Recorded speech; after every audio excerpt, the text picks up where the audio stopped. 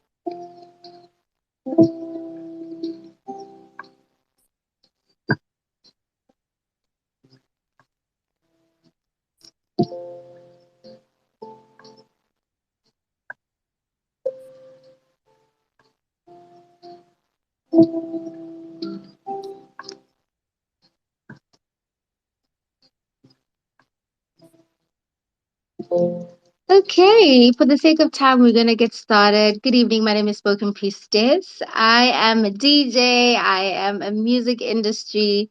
I don't even know how to describe myself anymore. I'm a music aficionado.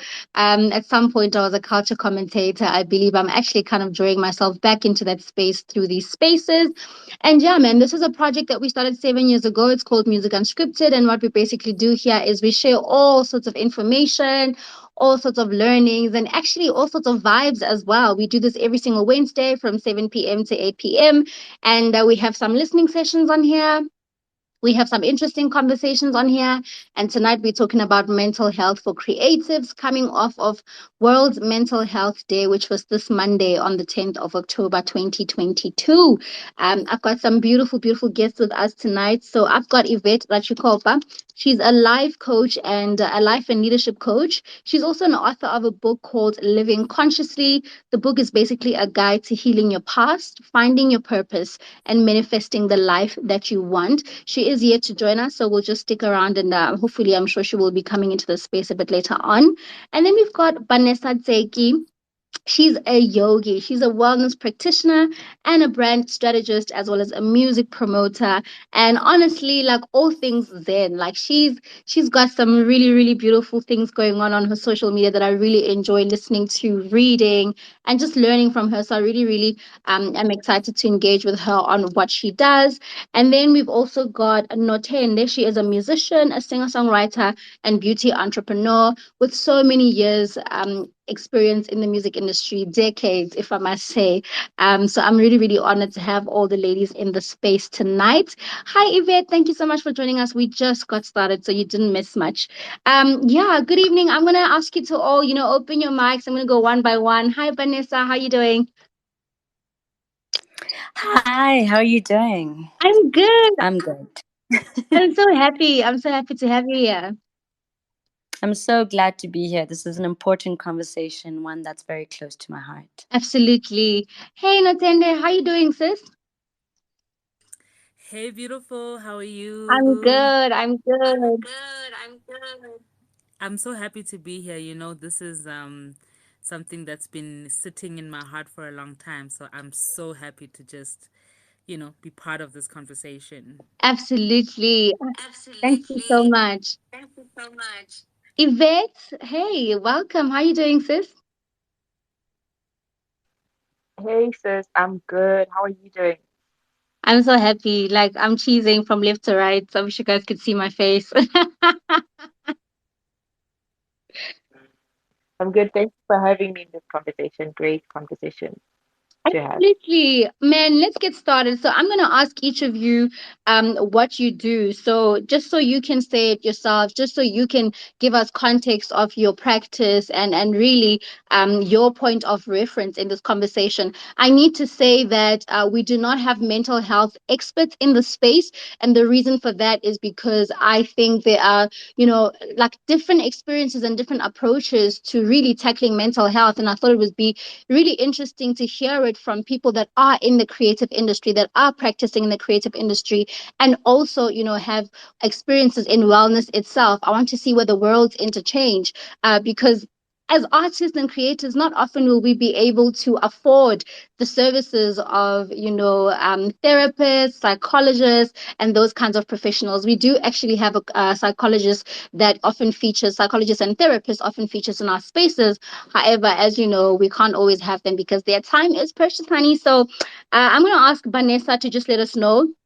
As a wellness practitioner and as a yogi, what exactly do you do? What is your practice, and how does that impact wellness, especially mental wellness, positively? Okay, well, as you mentioned, I am a yogi, so that means I'm a qualified yoga and meditation instructor. I'm one of the co owners of a Black owned wellness center called the Nest Space. And yeah, my practice really involves meditation, breath work, and yoga. And I don't know who's better an expert on mental health than someone who suffers or suffered from mental health. And that's what brought me onto my spiritual journey was my battle with mental health as a teenager. So I'm looking forward to sharing a bit more about that and being a little vulnerable. I love that. I really love that. I really love that because I find that lived experiences are the best teacher, to be honest, you know. And even though our experiences may be different and our issues may be different, and we should never compare our problems and what we faced. But if you've lived it, like there's no other way for you to actually have reference of it. So thank you so much for sharing that.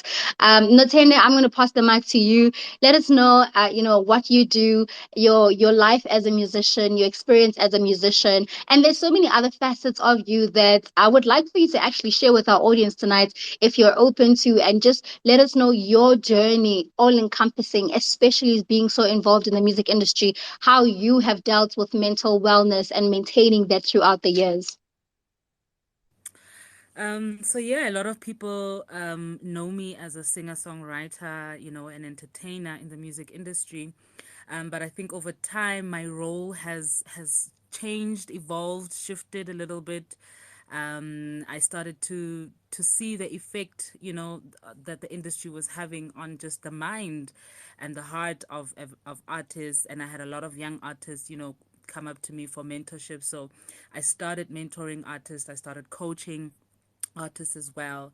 And part of the coaching involves, mental health work. It involves, it's not just about singing correctly or knowing contracts and things like that, but it's being able to navigate the space so that it actually works for you and keeps you sane. Because as you know, it can get really wild in this industry. So that's part of the work that I do. And also just as a healer, I'm definitely being called a lot more into healing the music space because of all of the challenges that we face as an artist. And I think these challenges don't just start in the industry. It starts from a very young age, because just the environment that we live in is an environment that pushes like a corporate mentality, a corporate sort of lifestyle. So there's a lot of spaces where the creative being already struggles to just thrive. So the work in healing a creative being, or in dealing with the challenges that creatives deal with, it starts from a very young age, very, very young age. So those are some of the things that I've managed to sort of unpack and help other artists deal with, and also things that I've gone through, have realized through my own personal journey. Yeah. That's incredible, man. Again, lived experiences is coming forward, you know. I'm going to pass the mic to Yvette. Yvette, can you let us know what you do as a life and leadership coach, as well as an author, and really a practitioner in wellness as well? Let us know what your work entails, and how that really helps people to kind of get an understanding of how to get themselves to mental wellness. I will say again, like I said with Vanessa, obviously enjoy a lot of your work and your content on social media, but we'll unpack that a bit more as well when you start to talk about how to connect your social media to your purpose, or rather your practice as a creative of any kind. So just let us know what you do as a life and leadership coach.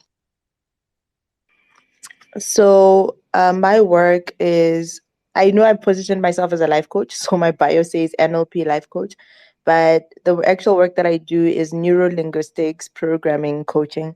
And all that means is neuro meaning mind, linguistics language, programming. And I'm trained to help people change their behavior through helping them to understand the root of their behavior. So I work with people from all walks of life, people that have been through trauma, people that have been feeling maybe stuck in their personal journeys, people that are struggling with relationships, people that are struggling with self-confidence, and people that just want to become better regardless of where they are in life, which obviously, because there's a huge link between trauma. And by trauma, I mean just the experiences that caused us to have the anxiety, the experiences that caused us to believe that maybe we're not enough. And that's the work that I do. I help people in leadership spaces and in personal journeys through workshops. And my book, Living Consciously, is also just a guide to healing and all of that. And my daily work on social media speaks into that, just helping people understand themselves better, understand the root of their behavior, and really giving them the tools to practically start working towards healing and creating the life that they want. And that's the work that I do as, I guess, a life and leadership coach. And some of my methods involve, hypnotherapy. They also involve other methods, holistic methods towards healing, and of course, NLP. So that's the work that I do in a nutshell. Powerful work, amazing work. I was today years old when I learned that you're a neuro-linguistic programming expert. So I think I understand why you wouldn't put that up so that people immediately grasp exactly what it is that you do. Thank you so much for unpacking that. Let's get into the conversation of mental health for creatives. Vanessa, you mentioned earlier on that you suffered from mental health challenges. And so I imagine in your ways of trying to get yourself out of that space, this is where you got introduced into yoga and then obviously started taking it more seriously and it actually became your practice. Immediately when you think about things like yoga or meditation, it sounds like something abstract. It sounds like something complex. It sounds like something that people will easily be discouraged to tap into, to find healing. Can you just explain to us how you got introduced into yoga and what it actually does in helping you with wellness? Because, there's other methods like going to gym, and basically keeping fit is one of the methods in which you can, any kind of exercise is one of the ways in which you can actually help yourself when it comes to regulating that. But yoga involves something else. And maybe just take us a little bit simplified or deeper, whichever way feels right to you. Just explain to us how yoga actually helps you with your mental wellness. All right, thank you. I'll try to be as succinct as possible. So, what I did forget to mention in my introduction is my background is in entertainment. I am a music promoter and have been since I was 17 years old. So that sort of gives me a bit more of a context in the creative industry. So, how I sort of dealt with my mental illnesses was when I was 15 years old, I was officially diagnosed with bipolar 2, which isn't as extreme as bipolar 1, where you see the manic attacks and, the belief that you can fly or what may be. Bipolar 2 involves more of mood swings. So from the manic will be more about, being highly productive and a little, erratic and, working all night and not sleeping, cleaning the house.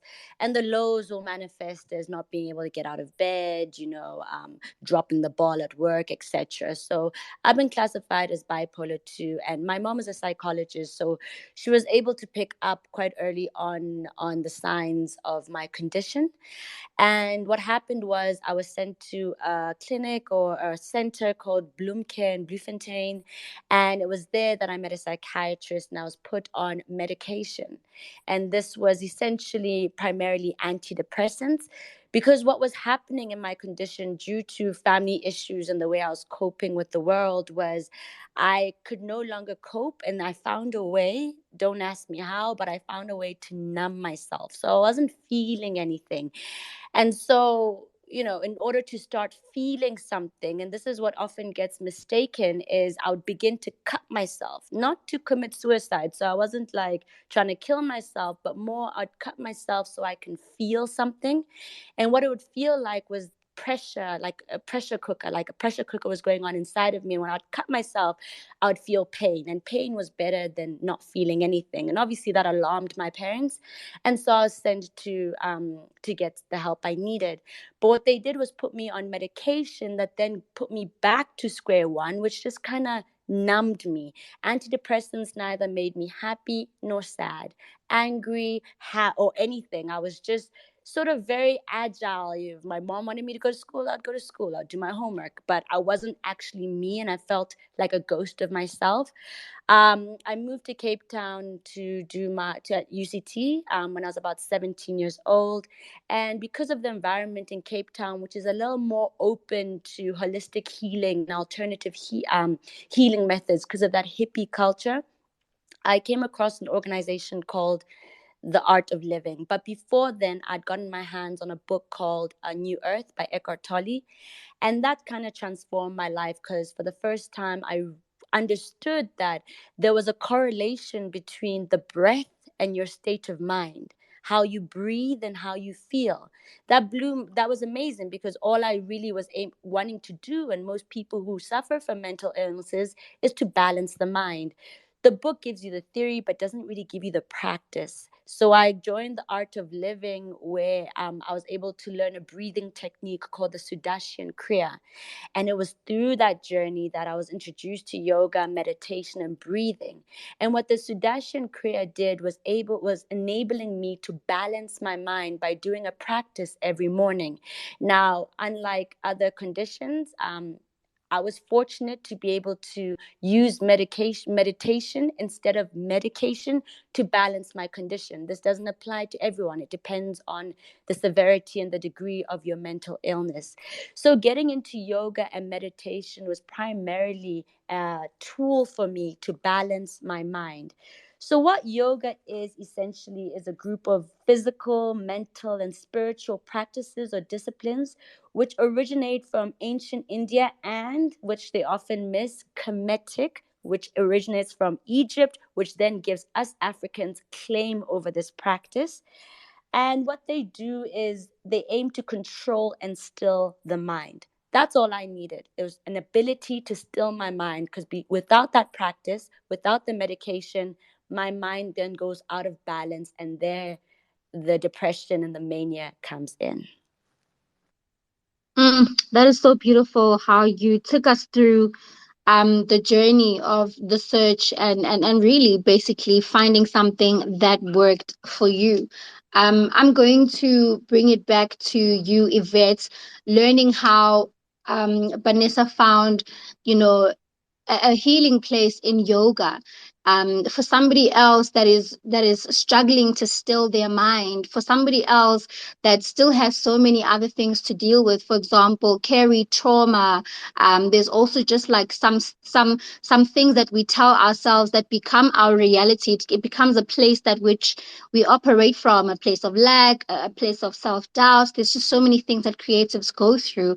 What other ways or what other methods or channels do you usually advise people to start looking into to try and get a grasp on their mental health?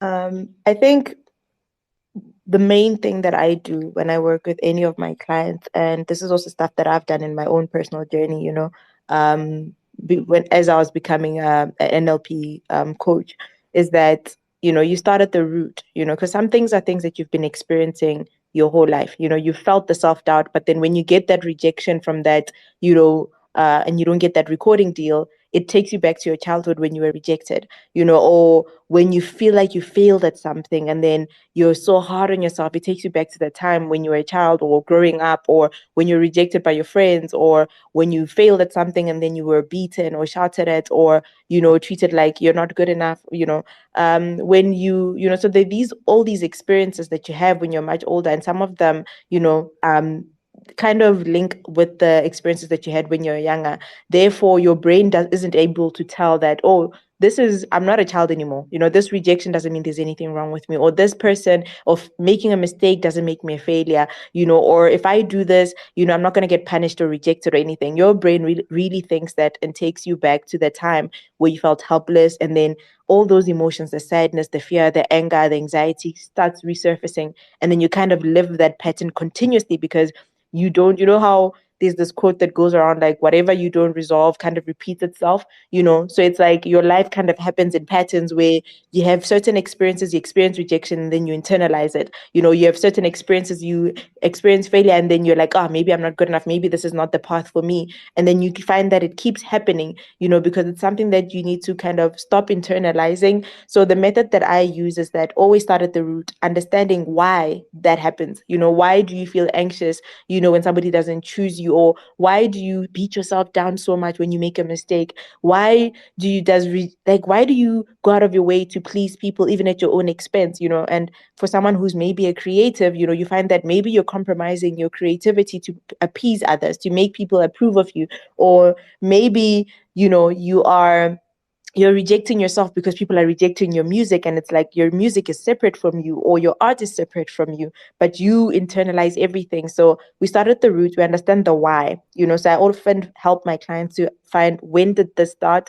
When did this happen? What events are linked to this particular feeling, experience, and response that you have? And then once we find that, then I assist them in, you know, identifying the emotions that came with that, you know. So again, I did say fear, anger, resentment, disappointment. Those emotions, if they weren't addressed when you were younger, they kind of stay in your body, you know. And that's where also yoga comes in, because you need to learn to process and release emotions, because that's what they are, you know. They're not meant to be pushed aside, but a lot of us don't know how to process them. We numb them, right? Or we kind of reject them, or we think they're bad. But emotions are just signals, and you need to allow them to pass through you, you know. The word emotions comes from the word emoter, which means energy in motion, right? So emotions are something to process. So then I assist my clients to process those emotions using sometimes hypnotherapy, speaking directly to their unconscious mind, or visualization. So when I say hypnotherapy, and this is why I don't put it a lot in my bio, because people, you know, Black people, we're all like, ooh, yo. But then I think it's that thing of, you know, it's what I do is literally assist you through meditation and visualization to process that past event, so that you can speak to your inner child, or you can process that event, you know, without being fully immersed in it, whereby you're triggered and you can't do anything, you know, you're just in the trauma. So that's what hypnotherapy just means. It's just giving you instructions or asking you to do certain things so that you can revisit an event, and then I assist you in processing or letting go or releasing certain emotions from that event. And then from there on, then we assist you in regulating your emotions. Then from there on, it's learning to manage your thoughts, because a lot of times, even those negative thoughts that come up about self, it's because it's not even your thoughts sometimes, you know. It's because someone your whole life was saying this to you and you really internalized it, you know. Or it's because these experiences happened and then you started to have a limiting story, like, oh, I'm not good enough, my work is not good enough, I have to be perfect in order for people to love me. Just a story that you've been carrying, and every thought and emotion comes from those thoughts. So then I assist you in changing the narrative and changing the thoughts as well. And then that's when I think the transformation happens, and you can show up as your true and authentic self and learn to manage your thoughts, your emotions better, and therefore your well-being. Mm, this is so powerful. This is so powerful. That's it. I appreciate that we are getting, we are getting somewhat of a place to start. It's not to say that everything will work for someone, but I hope that everything we're discussing today gives us some sort of direction of where to start, until such time as you can afford to take your healing journey to a higher level, professionally or otherwise. But just to recap on what Vanessa spoke about, she got into yoga because that helps you to basically calm the mind down, and that was taught to her through a breathing exercise called Sudarshan Kriya. I'm just going to drop it on. I'm going to drop everything that's being said on a tweet with the hashtag. I also found the book that she referenced. I'm going to drop it all in a tweet for us to just reference them again so we can look into them. So that's one way of trying to just kind of calm yourself down, manage your thinking, manage your thoughts, and see what you can do from there. And then Yvette suggests that starting at the root as well is a good idea, because that helps you actually deal with the issue. Otherwise, it'll just keep recurring in your life. So starting at the roots, figuring out, why do I think like this? When did I start feeling like this? Why am I always being rejected? And it has nothing to do with you. Maybe it's, where does this feeling come from? What made me think that I'm always being rejected? And then once you kind of figure that out, then figure out how to manage that thinking, change the narrative, challenge it and say, but no, that's actually not true. I'm better than that. I am this. And give yourself a brand new narrative. So that's the notes that we've got so far. I want to speak to, somebody who is right in the middle of all this fire in the music industry. You are practicing in your gifts. You are living really your dream as a creative, and that's just to create. That's to express the music in you. That's to basically make the world a better place with your gift. However, you're in an industry where things are quite toxic at times. Things are quite malicious as well. I want to know from your experience, have there been at times where you felt the need to actually close yourself out from the industry in order to heal? What kind of methods have you used when you came across mental challenges, when you came across challenges that you felt was stifling your gift as well? So we can find out from somebody who isn't really a wellness practitioner, but is actually a gifted person practicing in the industry, and how you actually try to find ways to help yourself. Notende, that is. Yeah, taking a break is actually essential. I think it's so important for every creative because you can't always be on, especially as a musician, where there's so many expectations of you, whether you have to be in studio, in front of a camera, interview studios, and all those things that are happening around you all at the same time. And your creative energy, because we are we feel energy very easily because we work from that creative space, from our emotional center, within ourselves. So when we are surrounded by too many energies all the time, it actually stifles our creative energy, and it can block the creative energy. Just being able to create, just being able to think clearly and come up with new ideas. So taking a break from the norm of the lifestyle as a musician has actually become a necessary part of my process. And I think it's a necessary part of any creative process, so that one can actually replenish themselves, recharge their energies, and be able to come back, in a better, lighter state. So I think it is a reality that it may be difficult because we come into this industry and we're given this impression that we just have to push and keep pushing and be available and be everywhere, because that's the only way we're going to be seen, and the only way we're going to be successful, the only way we're going to get ahead. And that then creates the pressure, the internal pressure, to sort of be, somebody that you're not, to live up to sort of so many expectations. So removing oneself from that really becomes essential, and that's something I had to learn to do. It was not easy at all, because I did it when everyone was so used to me being available all the time, and I had to learn to say no, which can be a very difficult thing for a creative to do, because especially when you're at a very young age and you just want to put yourself out there, you want to be available, for whatever comes through, so that people know that you exist, they can support you and whatnot. So saying no can become very, very difficult. Having those boundaries, usually when we talk about boundaries, we talk about relationships, but having boundaries as a creative being in the industry is also very essential for your own health, for your own mental well-being, for your own emotional well-being. Like I said, we create from an emotional space, so our emotions, our emotional well-being is also very, very important. We need to nourish that. Another thing I learned over time is health, our nutrition. It's something that we overlook, especially because of the lifestyle, that one finds themselves in the music industry.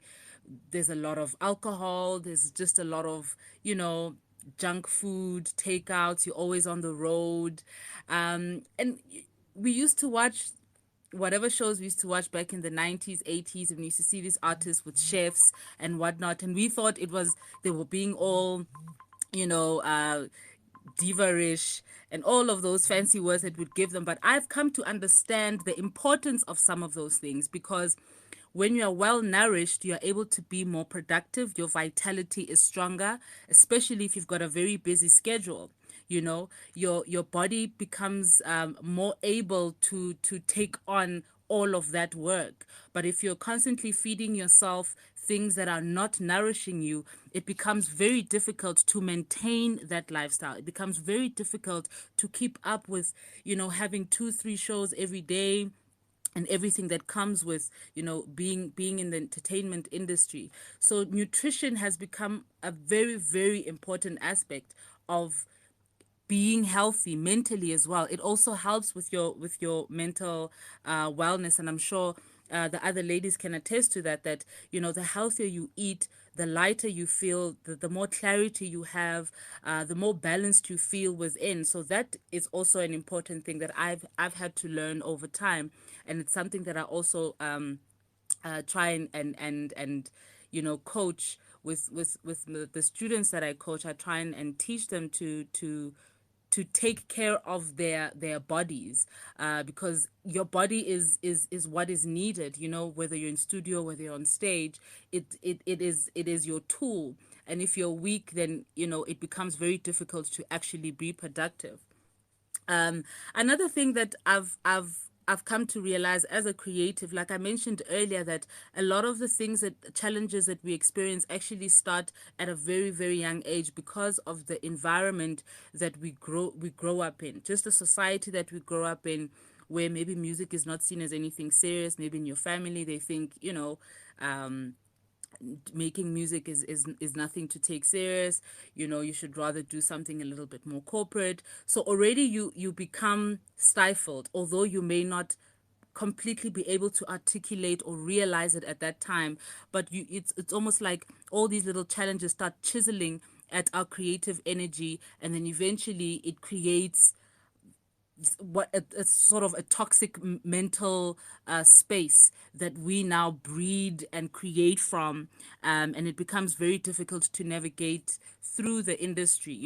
So creative development is something that we lack, and I think it's very, very important for one to focus on their creative development. I know that we are told to focus so much on the spotlight and the media, and kind of following all these trends and just showing ourselves as much as possible. But developing your creativity is actually good for your mental health, because you're nurturing your creative self, you're nurturing your talent, you're nurturing that part of you that keeps you alive, that sparks whatever joy or peace or love within you. So when you don't allow your creativity to be developed, you're suppressing it, and the more you suppress it, then you become depressed, and it becomes very, very difficult to sort of even find yourself or understand yourself or even place yourself or articulate yourself within the industry. So developing your creativity is also very essential, and also managing expectations, which is somehow linked to all of these things that I mentioned, as well as education. We don't have music education. It's not a norm for us to have music or any kind of, whether it's art or any kind of creative education from a very young age in our schools, in our school curriculum. So a lot of things we learn as we go, and our expectations become a bit unrealistic sometimes, because we just see what we see and we think that's how it's going to be, and we try to recreate or fit ourselves in certain spaces. So managing expectations is also essential for your mental health, so that you are not creating an unrealistic fantasy about what is going to happen and how things are going to unfold. But then again, that's also linked to educating oneself, developing one's creative energy, developing one's creativity, so that you're able to really manage your expectations and navigate the space much more better. These are some of the things that I've picked up over time, because I never got a lot of these opportunities. I did get a little bit of music training at a very young age, but as I was growing older, it wasn't around me. And coming into the industry, everything just happened as it happened, and I just experienced things as they happened, and I had to learn as I went. And I realized that if some things were available to me at a very young age, it would have placed me in a better mental state to deal with some of the challenges. Because as I said, as a musician, as a creative, you're faced with so many opinions, so many challenges, so many expectations from so many people. And it becomes essential for you to have a strong sense of self, so that you're able to to navigate the space better and able to say no and yes, and not just be available to everyone, because you lose yourself and you lose your energy, and then it becomes very difficult to sustain yourself in that space. Man, you said a mouthful. So I'm just going to repeat what you said, but there's something I want to double tap on that you spoke about largely. Taking a break is vital. Oh, we hear it all the time, but if we're being realistic, it's tough sometimes because, like you mentioned, people come from backgrounds where they have to prove that this music thing is gonna pop. So between creating from a place of lack, from a place of having to prove the family right, and not being able to take a break because that's all they're counting on to actually do something with their lives, it's just like a rock and a hard place. And something that I also wanted to ask is, what are the benefits of working on your own schedule? Because I think it's even exacerbated now in the social media age, where if you're not seen for a week or two, out of sight, out of mind, that's the phrase that the industry has coined. If you're not seen, if you're not, heard from a while, let's say there's a leaderboard, your points kind of drop from number 9 to from number 1 to number 9 because you haven't been active for a month, and that leaves people in a rock and a hard place. As an artist or as a creative, like, how do you mitigate that feeling? Because I guess it comes back to prioritizing yourself. Yes, taking a break and realizing that you need this. However, every time you come back, it's like bouncing back. It's like starting from scratch. Like, how do you kind of mitigate that like working on your own schedule and doing your own thing? Or is it a case of dealing with yourself and how you perceive the fact that you took a break? I don't know, maybe you can just take us through it as an artist. How do you actually deal with that? Because once you take a break, you don't take bookings for a month. When you come back, it's almost twice as hard to actually try and get back into the game. So how do you deal with that? You are right. It is very difficult, and I think it's that way because we've just created a culture of constantly being on and never being off. So it becomes very, very difficult to switch yourself off or to remove yourself from that space, because it does have an effect on your income, or just you getting work or getting whatever it is that you need to get. But I think what it allowed for me personally, it allowed for me to redefine my goals, to redirect myself as an artist, to really make a decision about where am I placing myself, what it is that I'm actually trying to do. Am I trying to get as many awards as possible and perform at as many places as possible? And again, it took me back to my actual purpose. Why am I a musician? Why am I in this industry? Why am I doing what I'm doing? And when you then connect and align with your purpose, the direction changes, the pressure decreases. You don't feel the need to be everywhere. And even if some people don't follow you, or you don't get those bookings, yeah, it might cause a little bit of a dent on the ego. But because you understand the purpose and your role and the direction that you need to take, it just makes it much more easier. There's so many avenues, so many spaces and lines, and there's so much energy in the music industry that you simply can't grab a hold of everything. You simply can't connect to everything. You have to make a decision at the end of the day, and I guess it may take you having to step away for you to realize that you need to make a decision. And unfortunately, it may mean for you to step away, it may mean that you have to find yourself in a space where you're so busy, you're absolutely exhausted, you can't take it anymore, and you just have to put your pens down. Only then are you able to bring yourself back to yourself so that you can have those conversations with yourself. As Mayor Ratchikopa was saying, that Yvette Ratchikopa was saying that, in her practice, that having that conversation with, whether it's your inner child, your subconscious self, so that you're able to heal and deal with some of the things that you're thinking, some of your processes, your mental processes. And when you are very busy in the industry, you don't have time for those internal conversations. You don't have time to be sitting and healing your inner child. So taking a break also helps with that. You have to make a decision at the end of the day. Is it money that matters more?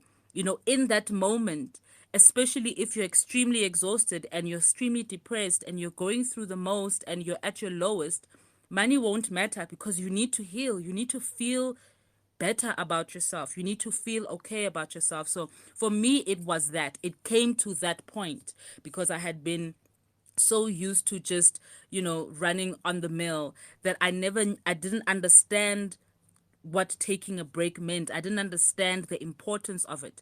But I had to drown in the work so that I could stop it and realize that I need to change how I do things and redirect things. And it's made things better for me because there's just less pressure. There's just less mental pressure. And I mean, we're here talking about mental health. um and yes, our finances are important, our careers are important, networking, all of those things are important. But if your mental health is not strong, if you're feeling weak within yourself, it becomes very difficult to navigate any other of those spaces. It becomes very difficult to think about making money properly, to plan properly, to network properly, to articulate yourself properly. So at some point you have to make that decision that your mental health matters more than anything else. And once you're able to heal that, then it becomes easier to be an artist in whatever way. And the industry look is very unpredictable, so you never know. You never know. You might think people won't support you. You come back, you find a whole new tribe waiting for you. And I think it's also part of it. You just have to trust the journey that you're on, especially if you've taken the time to heal yourself, to heal your spirit, to heal your mind. You just have to trust that God and your ancestors and your angels have got you, and they're supporting you, and they'll walk with you as you journey on and redirect yourself. I just want to support what you said, Nontende, if I may. Yeah, I just want to support or affirm what you're saying, Notende, just because, like, yes, I'm a coach and everything, but I am an online creative, and, PR and certain work is part of, the things that I have to do, like make sure my brand is known, and I do all of my marketing and PR and everything. And what you're saying about knowing your own highest intentions for yourself, and what is the purpose of this particular thing? Like, you can't be at every single event. There's so many brands that will call you to say, hey, come through, we're launching this, And then for me, it also took making a conscious decision, because I do a lot of radio, and I do, before lockdown, I used to do a lot of TV as well, here and there. And there are certain things that you think won't take up your time, certain things that you think, oh, I'm just going to show up here. But that's time you could have been resting, or it's time that you could have been re-strategizing, or it's time that you could have just been breathing. And also just valuing that as time that's important. It was time that you could have been spending with your family. So for me, like, for example, Sundays are times, it's a day for me to spend with my family, and my loved ones and all of that. And sometimes I do say no to certain interviews that will take 30 minutes, 15 minutes of my time, simply because I know that this is important to me and it allows me to keep a balance in my life. So it's really just about understanding your bigger why. Does this actually fit into my vision? Am I just saying yes simply because, I think, oh, if I say no, this opportunity won't come back? But opportunities most of the time do come back, like what Notende just said. The industry is just so unpredictable. And also just always just being so attuned to yourself and saying, do I have the capacity to do this particular thing? If I don't have the capacity, why am I dragging myself to this event? Because I think I will network. And sometimes it doesn't even work out that way. So I continuously have those conversations, because it's not a once-off conversation. It's an ongoing conversation whereby you're like, okay, does this actually serve anything? Am I just going to these events and then I greet some people and we think we're going to network, but we don't really, I come back depleted, and I don't have capacity to do a lot of things that will serve me. So I think that what you just said, Notende, is just so important. And thank you for sharing that. Mm, that's so powerful, man. I wanna toss it back to Vanessa, just before we come to a close of our conversation. We're living in a multi-hyphenated era where you're a content creator, where you are a DJ, where you are a presenter. Like there's just so many facets to us right now. And part of it as well is because people are also looking for multiple income streams as well, which comes back to the straining. Now you're stretching yourself beyond just to make sure that you're covering rent, or just to make sure that you have some sort of sustainable life for yourself. How do you mitigate that? Because there's also the natural thing of the fact that as humans, we're not one thing. Like as a person, you don't just like jazz, you like hip hop, and then maybe also like Afro beats. So by nature as well, there are different gifts that you would like to explore. If it's singing, if it's acting, if it's modeling, etc. How do you mitigate, trying to express yourself to the fullest, but also like finding a balance between, trying to make every single plate an income stream and playing into the rat race? Like, how do you really balance that? Because that's the kind of world we're living in right now.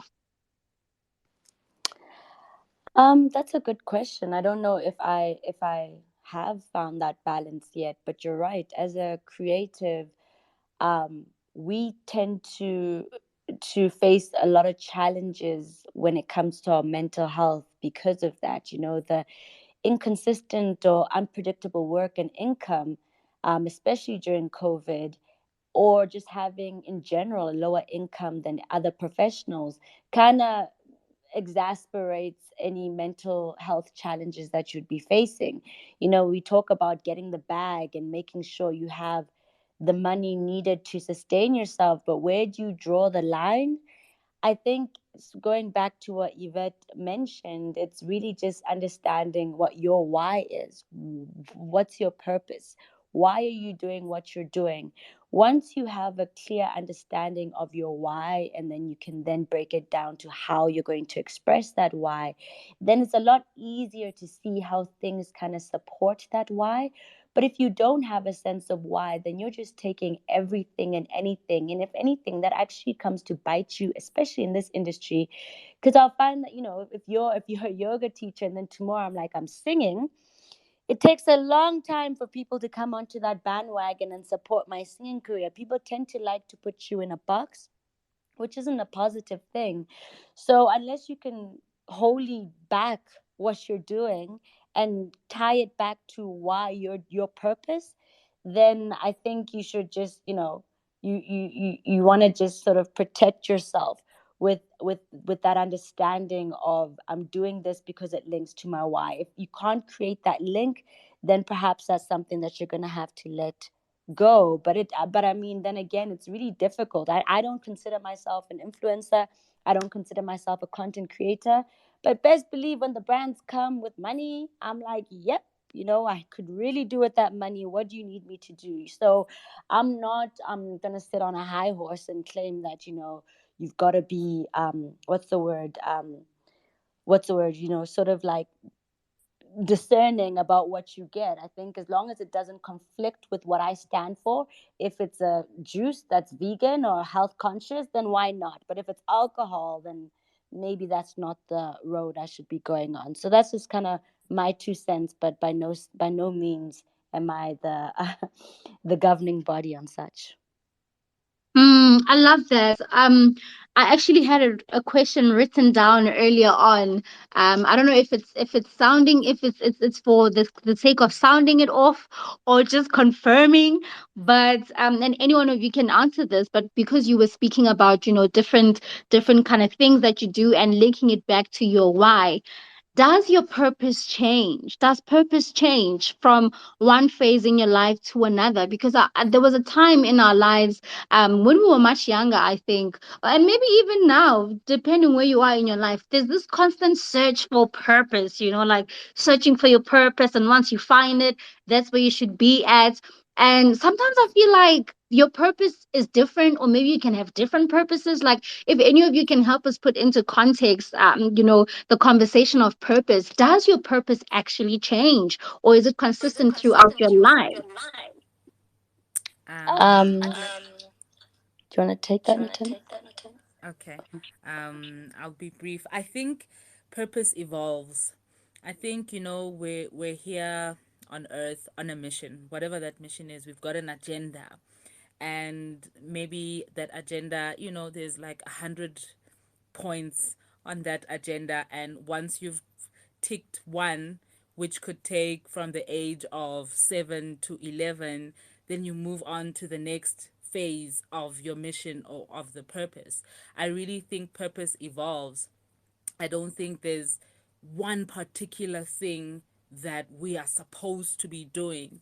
There's many ways to fulfill, all the things that we actually came here to fulfill. But I think purpose evolves over time. That's what I've experienced. I love that. Vanessa, and Yvette, you can also take it as well. Um, What I guess my take is slightly different, but we might be saying one and the same thing. I think we shouldn't underestimate how difficult it is to find that purpose, that overarching theme, that existential question of why am I here?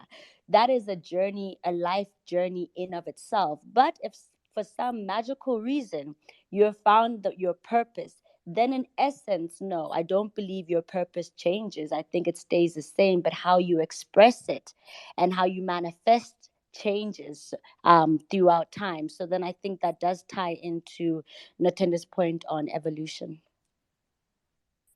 Yvette, your take as well. I think I'm going to be summarizing what both the ladies said and combining both and saying that what I believe is purpose, or my purpose, is that my purpose is to be myself. But who I am is consistently changing. 5 years ago, I wasn't as passionate about the things that I'm passionate about, and 10 years before that, I wasn't as passionate about that. So what I believe is that your purpose is to just be yourself, and everything else that you do is an expression of self. Because a lot of times we think that, oh, my purpose is to be a coach. My purpose is definitely not to be a coach or to be an author or to do this. Like, I've even released a song, like, 2 years ago, just because I wanted to express that creative part of self. So I have no attachment to the things that I do. Those things are just an expression of me. Who I am right now is, myself. And one of the things that I do love to do is help people. So therefore, I'm expressing that part of myself. So I think purpose is a journey, not a destination. It's something that would also unfold as you continue. So like what Notende was saying about, levels, once you step into something else unfolds. And I think a lot of us attach who we are to the things that we're doing, think that's my purpose. And when that thing comes to an end for whatever reason, like let's say you lose your singing voice, or you don't feel good because, or while you're doing the coaching work, or you don't feel good when you're doing the graphic design, you're like, oh, who am I now? But it's like, you're still a creative. You're here to express self. So just be self. And as you express self and whatever it is that you're enjoying in that moment, you're living in purpose. And it's never attached to what you're doing, because what you're doing can change, but you always have value and you always have a reason for being here, because you're here because you're here. And just be here and express who you are to the best of your ability. And yeah, that's my take on that. That's so powerful. Hey, I think I needed to hear that. That me and hopefully other people in here, because there is that natural progression as a creative, like you said, like 1 minute you're really into this thing and then you outgrow it. You're like, you know what, this hip hop has got too much vulgar for me. I'm not feeling it. And that's my experience, right? Then you move on to something else and you're like, this is where I'm feeling my energy at. And God knows what it will be in 5 or 10 years. And I think there's always that and I think it also comes back to what Vanessa was saying, is that people have classed you as this hip hop head. Now you're like, nah, I actually like Afro beats and African music. And it's like, betrayal, there's a glitch in the system type of thing. And I think that's some of the stuff that contributes towards people struggling with quotation mark the conversation of purpose, because then other people maybe want to define it for you and you own that. So I really appreciate the conversation that we've had, because it's really stressing how it's important to listen to your voice, to work through your thoughts and determine what really is working for you and what you need to do. Because you know what, it is true that like when you sit down down and keep quiet and listen close enough, you actually can hear the answers from within yourself. So I really hope that this has helped you. I'm going to give, a platform for one or two questions just so that we can accommodate somebody. But we really have come to the end of our conversation. We stick around for an hour, and it's been such a jam-packed conversation, some really, really beautiful conversations that we've had today. Just to recap, this is recorded, so you can always play it back. And I've pinned a YouTube channel onto the space. I'm going to be uploading our spaces onto there. Probably going to be done by November. I'm literally going to be uploading like all the 10 episodes that we've recorded every single week. They're all going to go on the channel, so you'll be able to revisit these conversations once they have been deleted on Twitter. So if you can just subscribe in the meantime, we'll be adding content soon enough. And really excited to announce that we're going to be gathering in person again. So it's been 3 years since we last met as a community, guys. I'm so excited. We found a beautiful place in Joburg where we're going to be linking up for some exclusive events, some workshops. If you want to do a listening session for your EP or your album or your mixtape, get in touch. We're making that space.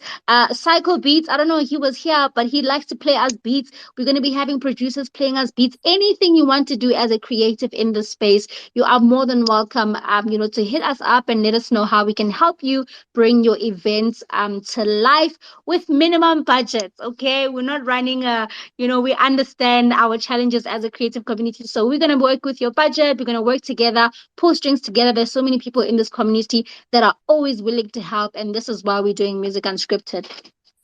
Anybody with questions, please pop up.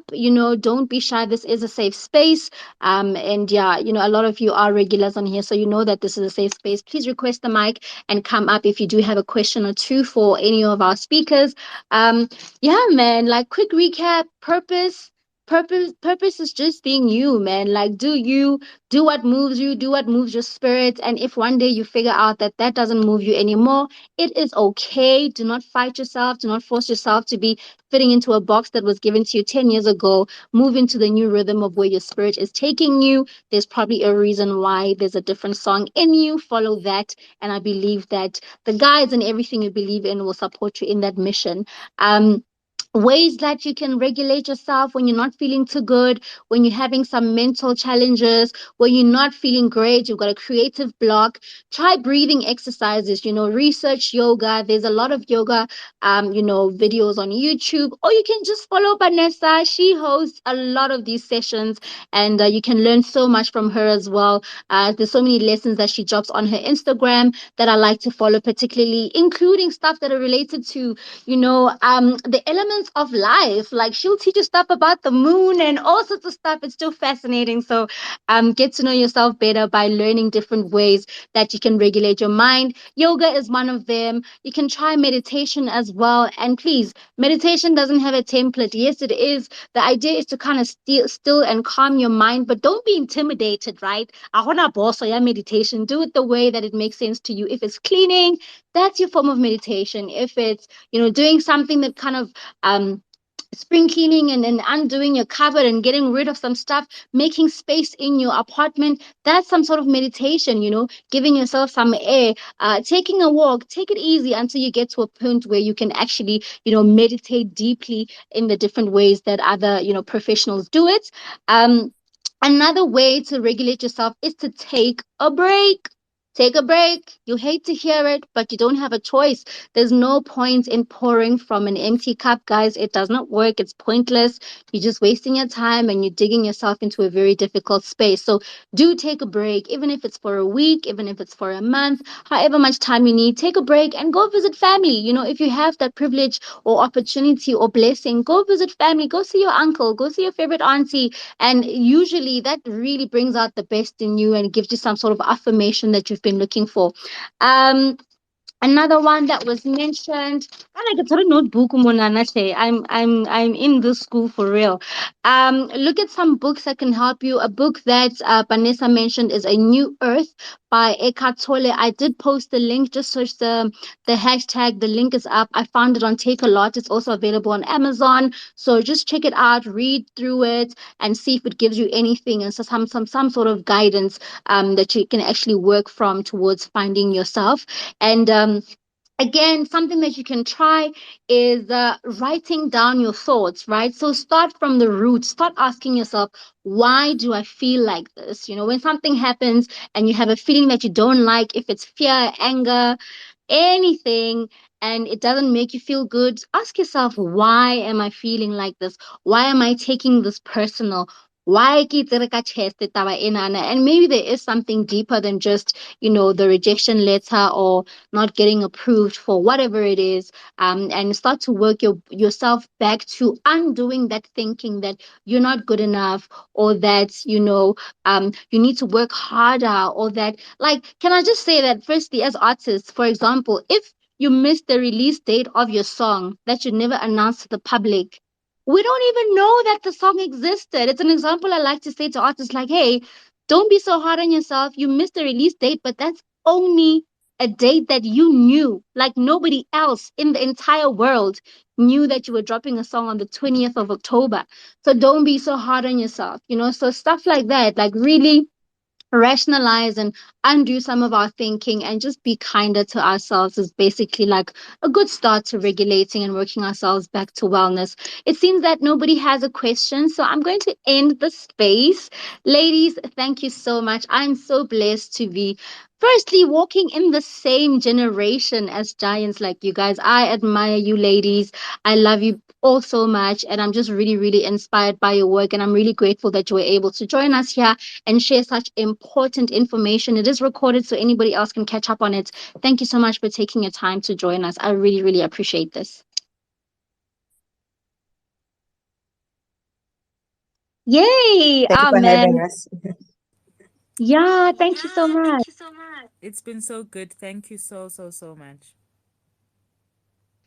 Thank you. Thank you. Amazing. Everybody, thank you so much. Stay blessed, stay shining, stay creating, and stay up, baby. If you are struggling with something that you're grappling with, please DM me. My DMs are always open. If you do follow me, you know this. If you want to talk about something, hit me up, DM me. I'm not an expert. I don't know any better. I'm also figuring it out, my dear, but we're in this together, and we can try and see what solutions we can come up with between the two of us. So yeah, much love. See you next week, Wednesday, 7 p.m. Same time, baby. Until then, bye, everybody.